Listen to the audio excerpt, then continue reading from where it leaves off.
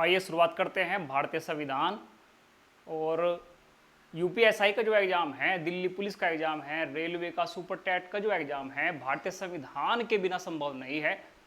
और भारतीय संविधान को बहुत बारीकी से समझेंगे।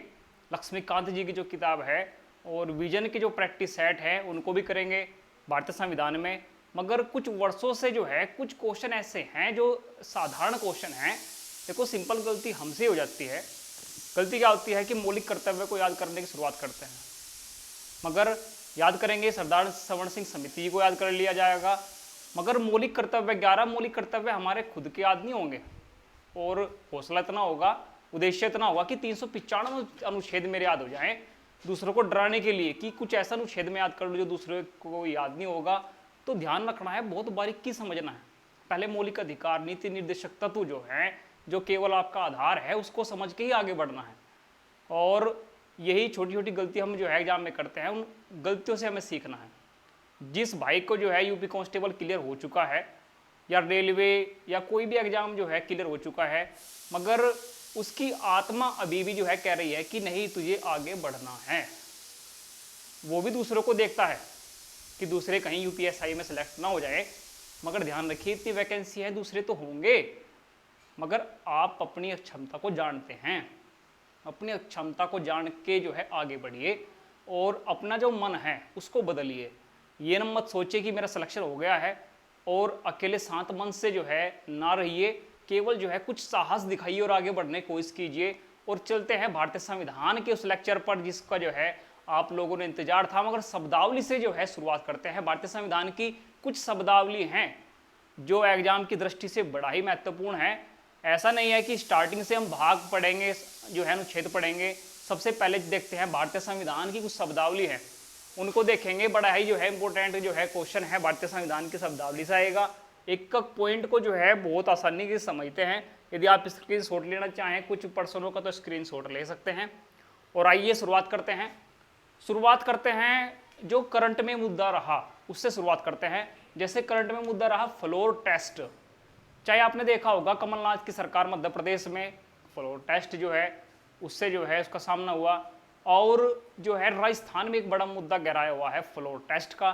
तो फ्लोर टेस्ट क्या है? भारतीय संविधान की जो शब्दावली आपने दिखाई दे रही है, यूपीएसआई में पिछले वर्षों के एग्जाम के ही क्वेश्चन इसमें है। कम से कम 8 से 10 क्वेश्चन आपको मिल जाएंगे दिल्ली पुलिस से और यूपीएसआई से, इसी शब्दावली से पिछले वर्षों में। तो बड़े ध्यान से बारीकी समझना, एक नोट्स जो है बड़े बारीकी से आपने बनाना है। शुरुआत करते हैं फ्लोर टेस्ट की। क्या है आखिर फ्लोर टेस्ट, क्यों सुर्खियों में रहता है?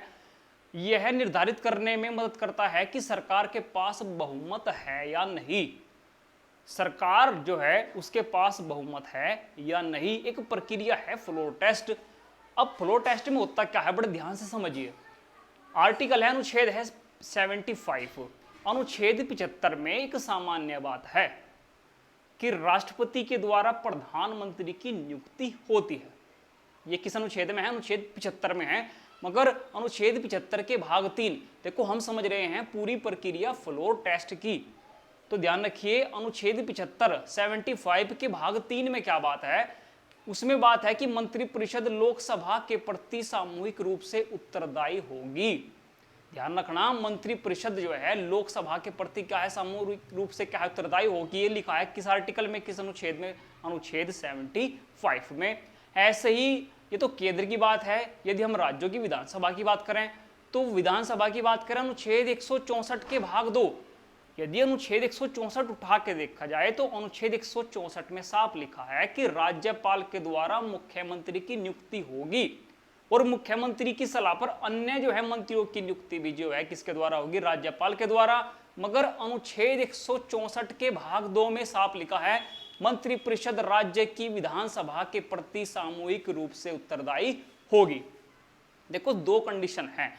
एक केंद्र में लोकसभा सदन के लिए, लोकसभा सदन के लिए क्या है, जब तक आपके पास बहुमत है तब तक ही आप जो है सरकार में हो, तब तक ही जो है मंत्रिपरिषद जो है चलन में है।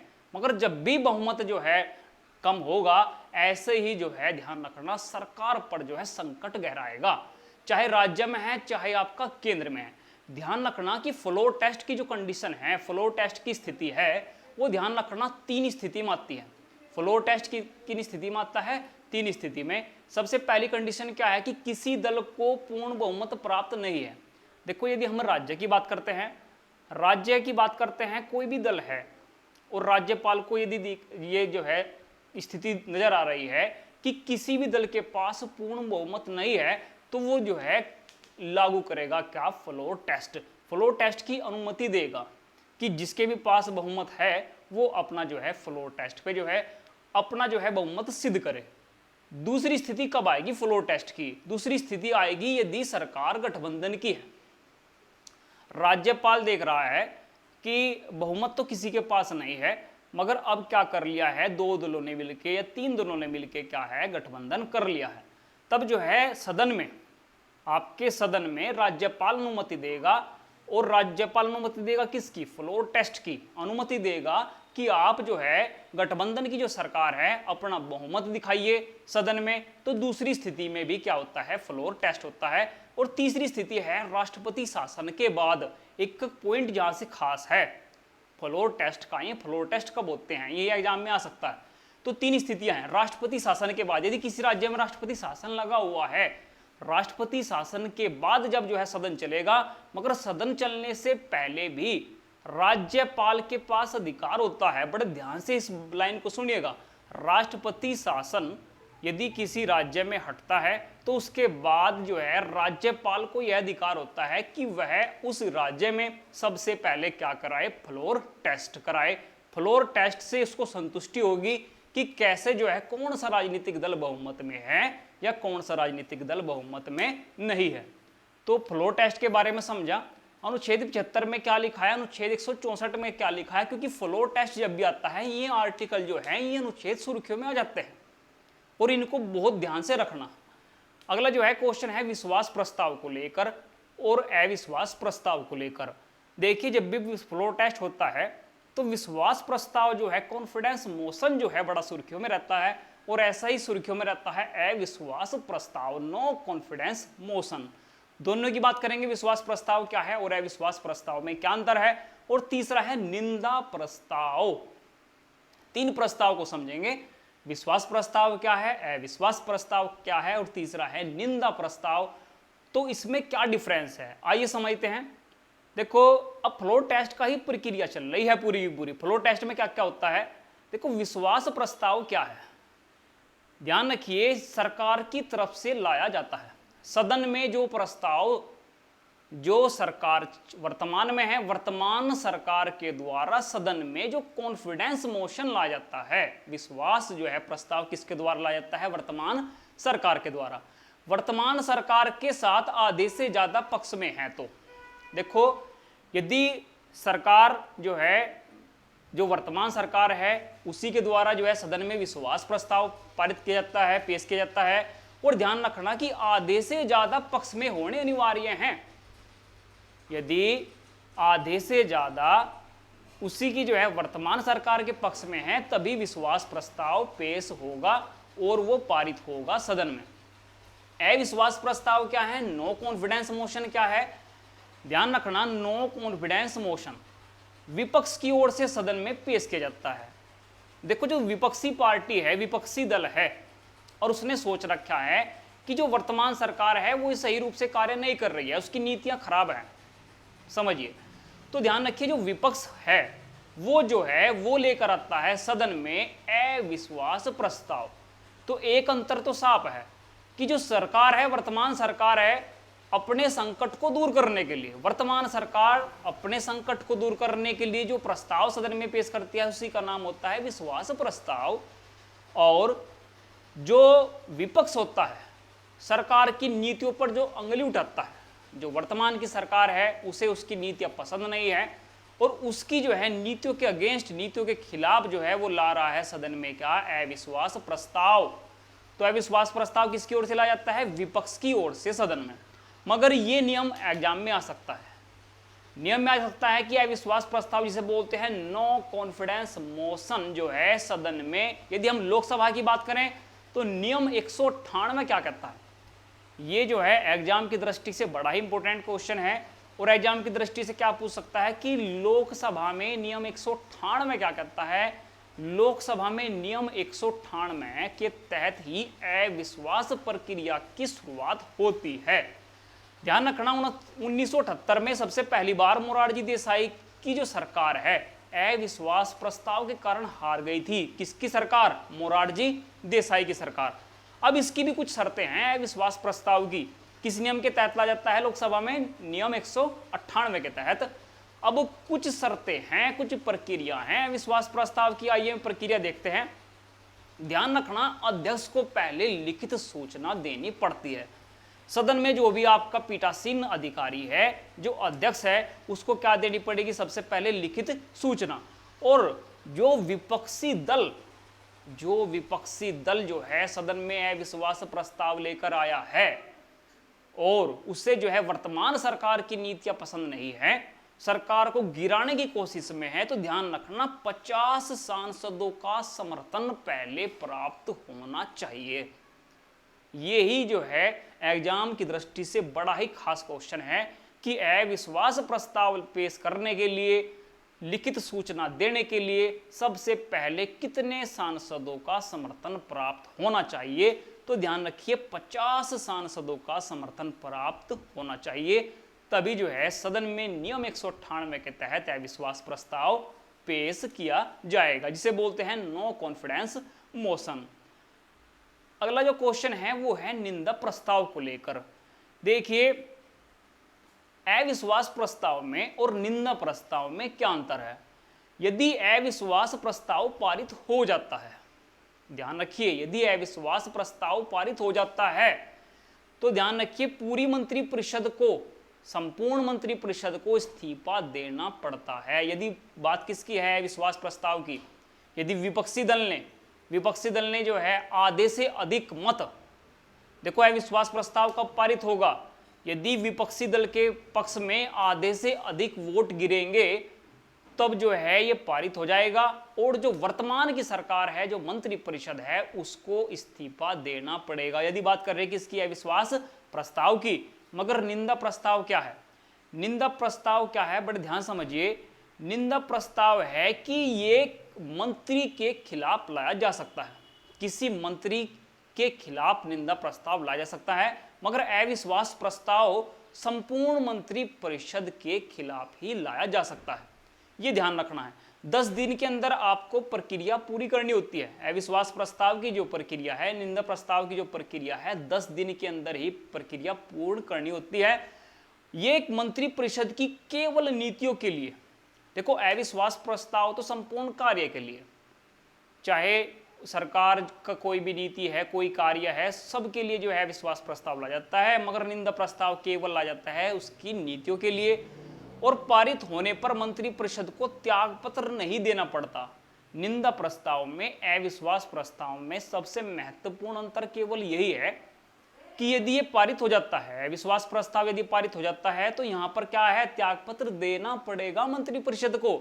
मगर यदि निंदा प्रस्ताव पारित हो गया तो ध्यान रखिए मंत्रिपरिषद को त्यागपत्र नहीं देना पड़ेगा, क्योंकि ये जो है या तो मंत्री के खिलाफ लाया जाता है या मंत्रिपरिषद की नीतियों के खिलाफ लाया जाता है। मगर निंदा प्रस्ताव में यह ध्यान रखना है कि संपूर्ण मंत्रिपरिषद को त्यागपत्र नहीं देना पड़ता है।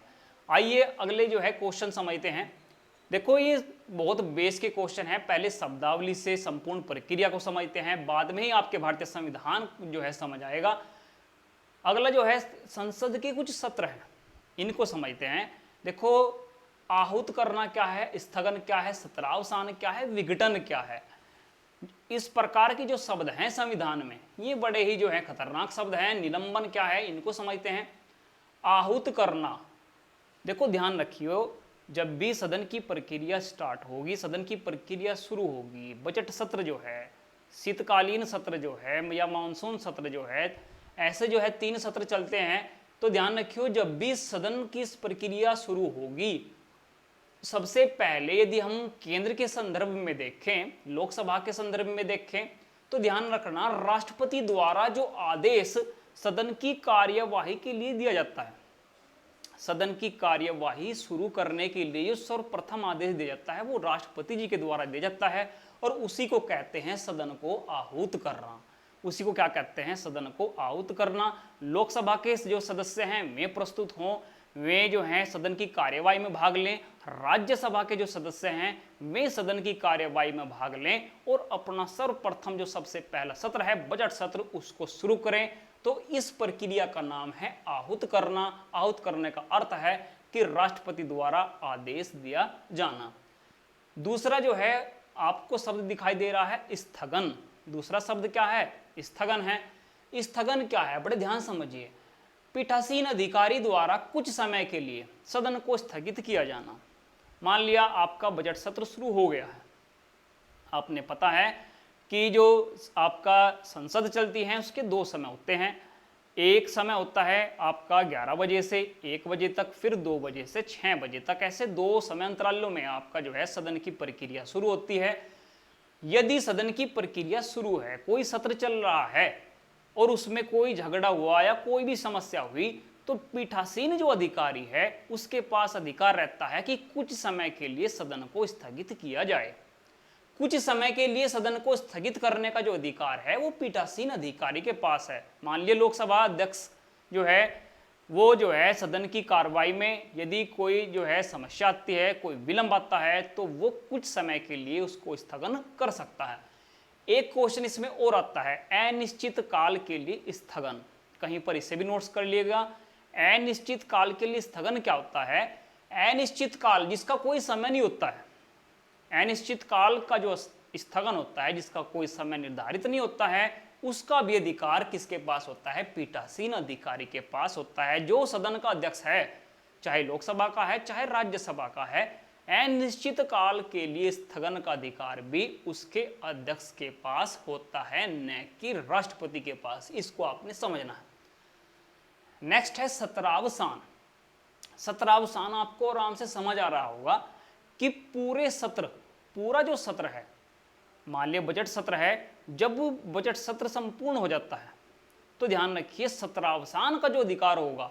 अब ये बताइए, जैसे सत्र शुरू हुआ था तो सबसे पहले जो आदेश दिया था सत्र को शुरू करने के लिए, जो आहूत करना जिसको बोला गया था, तो आदेश किसके द्वारा दिया गया था? आदेश दिया गया था राष्ट्रपति के लिए के द्वारा। यदि सत्र जो है अब जो है अंतिम कगार पर है, मान लिया बजट सत्र है या मानसून सत्र है या शीतकालीन सत्र है और वो अंतिम दौर में है, अब जो है सत्र को हमने क्या करना है? समाप्त करना है, तो उसे बोलते हैं सत्रावसान। जब आहूत भी किया था किसे? राष्ट्रपति ने, तो ध्यान रखना सत्रावसान भी होता है किसके द्वारा? राष्ट्रपति के द्वारा। राष्ट्रपति के द्वारा सदन के सत्र को जो है समाप्त करने की प्रक्रिया को बोला जाता है सत्रावसान। सत्रावसान और विघटन में क्या अंतर है? बस ये समझ के चलना, सत्रावसान क्या है और विघटन क्या है। लोकसभा, देखो राज्यसभा तो एक स्थायी सदन है, उसका विघटन नहीं हो सकता। लोकसभा का विघटन हो सकता है। अब विघटन क्या है और सत्रावसान क्या है उसे समझिए। देखो विघटन क्या होता है, लोकसभा का विघटन 2 स्थिति में हो सकता है। में 2 स्थिति कौन सी है? एक तो स्वयं की स्थिति। स्वयं की स्थिति का मीनिंग है कि जब लोकसभा का कार्यकाल पूरा हो चुका हो, मान लिया लोकसभा का कार्यकाल 5 वर्ष का है, वो पूरा हो चुका हो, तो राष्ट्रपति क्या है? सदन को विघटित कर सकता है।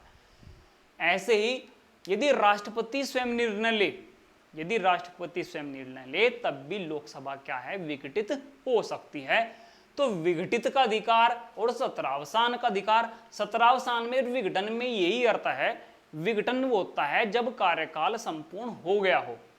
किसी भी जो है लोकसभा का संपूर्ण कार्यकाल हो चुका हो तो होता है विघटन। यदि कोई एक सत्र की जो है समाप्ति हुई है, चाहे शीतकालीन है, चाहे मानसून है, चाहे बजट सत्र है, यदि एक सत्र की समाप्ति हुई है तो उसे बोलते सत्रावसान। दोनों अधिकार हैं राष्ट्रपति के पास, आहूत करने का भी अधिकार है राष्ट्रपति के पास। हम जो है केंद्र के संदर्भ में समझ रहे हैं, मगर स्थगन करने का, सदन को स्थगन करने का, अनिश्चित काल के लिए स्थगन बहुत अधिक एग्जाम में पूछा जाता है कि अनिश्चित काल के लिए स्थगन करने का अधिकार जो है सदन का, वो होता है पीठासीन अधिकारी के पास। पीठासीन अधिकारी का मीनिंग आप समझ रहे होंगे, जो भी सदन में अध्यक्ष है उसके पास होता है। अब समझते हैं निलंबन प्रक्रिया क्या है। निलंबन प्रक्रिया बहुत जो है एग्जाम में छाई रहते हैं क्वेश्चन निलंबन प्रक्रिया को लेकर। आपने देखा भी होगा कि कभी बार जो है विपक्ष के जो सांसद होते हैं सदन की कार्यवाही को सही रूप से नहीं चलने देते।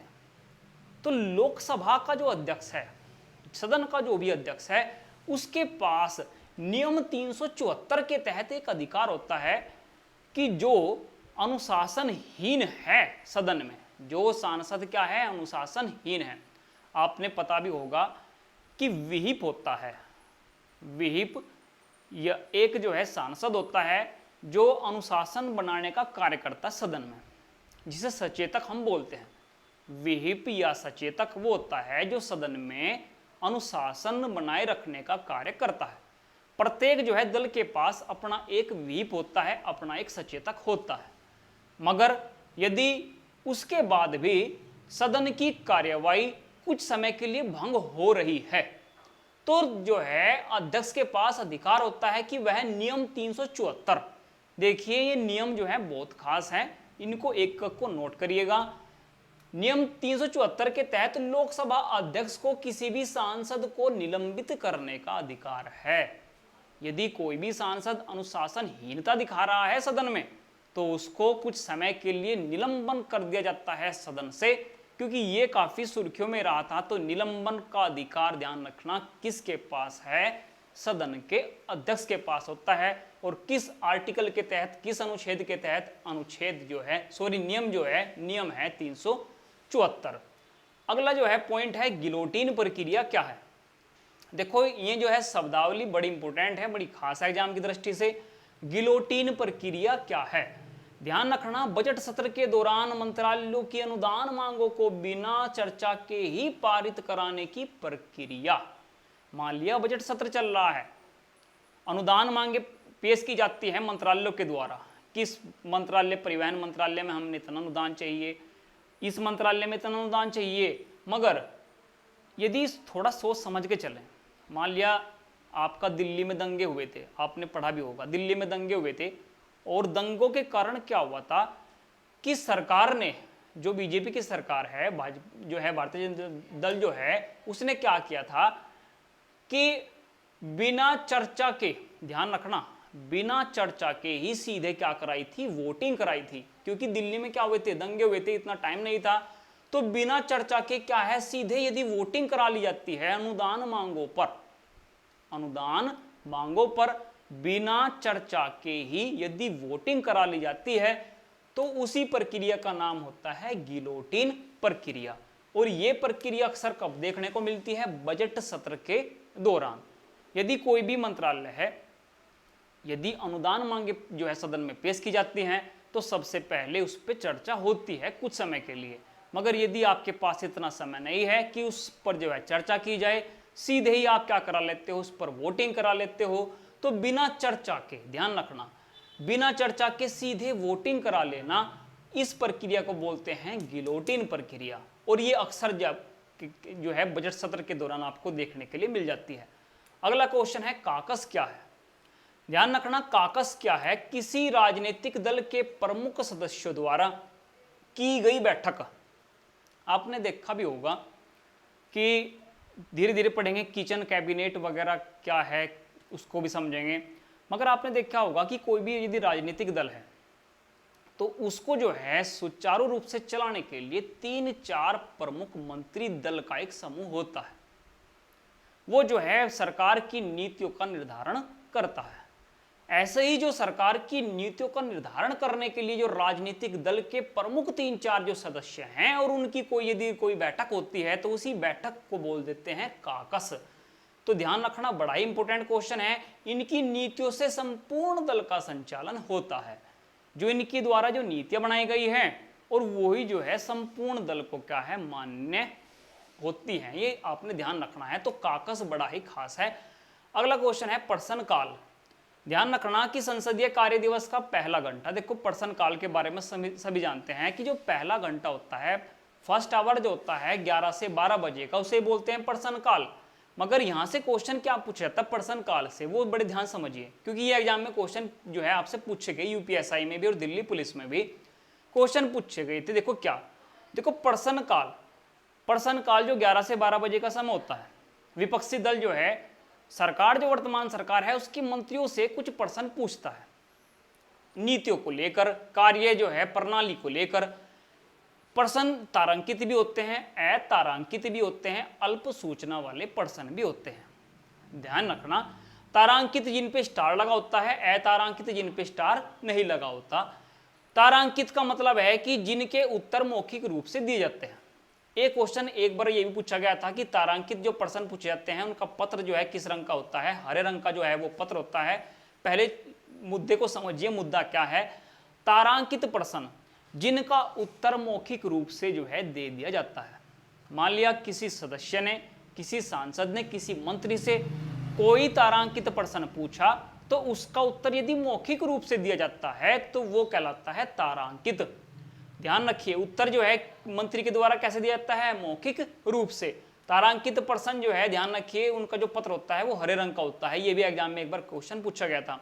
अतारांकित प्रश्न, अतारांकित प्रश्न जो है ये मौखिक रूप से नहीं पूछे जाते, क्योंकि ये काफी विस्तार वाले होते हैं, इनको लिखित में देना पड़ता है, क्योंकि ये नीतियों को लेकर, कार्य प्रणाली को लेकर काफी विस्तृत रूप इनका होता है। अतारांकित प्रश्नों का, अतारांकित प्रश्नों का रूप क्या है, थोड़ा विस्तार है। तो इनके उत्तर जो है मौखिक रूप से नहीं दिए जाते, इनके उत्तर दिए जाते हैं लिखित रूप से, और इनका पत्र सफेद रंग का होता है। ध्यान रखना, अतारांकित प्रश्नों का जो पत्र होता है पूछने का वो होता है सफेद रंग का, जिससे आप जो है क्वेश्चन जो है पूछ सकते हैं मंत्री से, वर्तमान सरकार का जो है। अल्प सूचना वाले जो प्रश्न क्या है, 10 दिनों का नोटिस दिया जाता है इन प्रश्नों को पूछने के लिए, और ध्यान रखिए इनका उत्तर भी क्या है, मौखिक रूप से दिया जाता है। और ध्यान रखना, हल्का गुलाबी रंग का जो इनका पत्र होता है। ये जो है तारांकित अतारांकित बड़ा इंपॉर्टेंट है, केवल इतना ही पूछ लेता है कि जिसका उत्तर लिखित रूप से दिया जाता है में प्रश्न क्या कहलाते हैं, में कहलाते हैं अतारांकित। शून्यकाल, देखो शून्यकाल क्या है, सबसे पहला क्वेश्चन देखो, प्रश्न काल को, शून्यकाल को ऐसे मत रटिए कि एक का समय 11 से 12, एक का समय 12 से 1, ये बिल्कुल गलत है।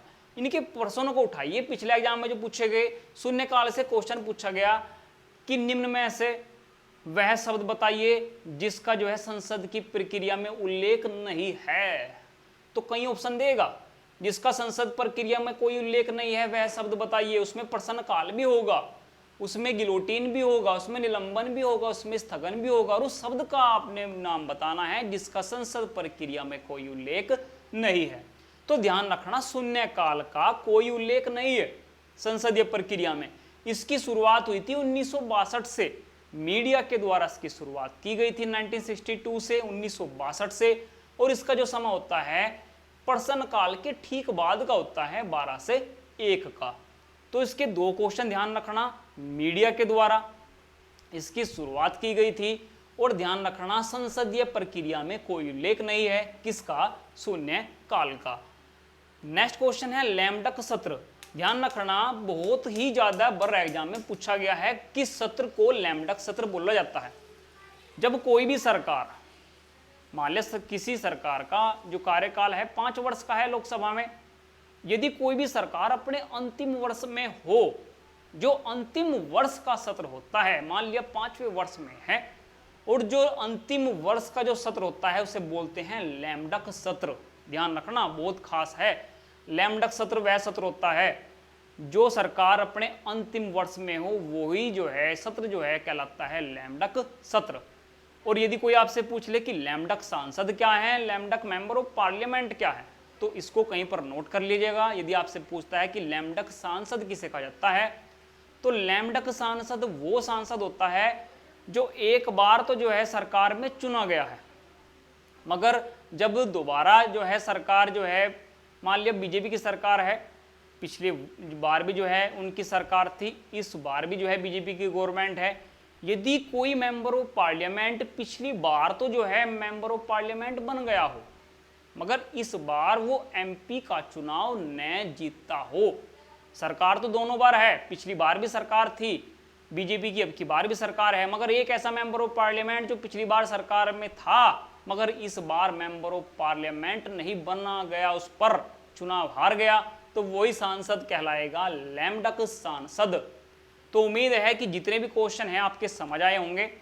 देखो, कभी जल्दबाजी नहीं करनी चाहिए। जल्दबाजी नहीं करनी चाहिए ना, इंतजार करना चाहिए। इंतजार किसका इंतजार करें? आप इंतजार कर रहे हो कब कोचिंग खुलेगी, कब अपनी मेहनत शुरू होगी। यदि अपने माता पिता का जो है सपना पूरा करना है तो आज से ही दिन रात मेहनत कर रहिए। हमारे पास में केवल 1 से 1.5 महीना है। 1 से 1.5 महीने के अंदर मूल विधि, संविधान की सारी प्रक्रिया आपसे जो है डिटेल से कराई जाएगी। और उम्मीद है जितनी भी शब्दावली हैं, संसद की जो प्रक्रिया है आपके समझ आई होगी। और नियम से जो क्वेश्चन है, आहूत करना, स्थगन, सत्रावसान जो है आपके समझ आया होगा। आज के लिए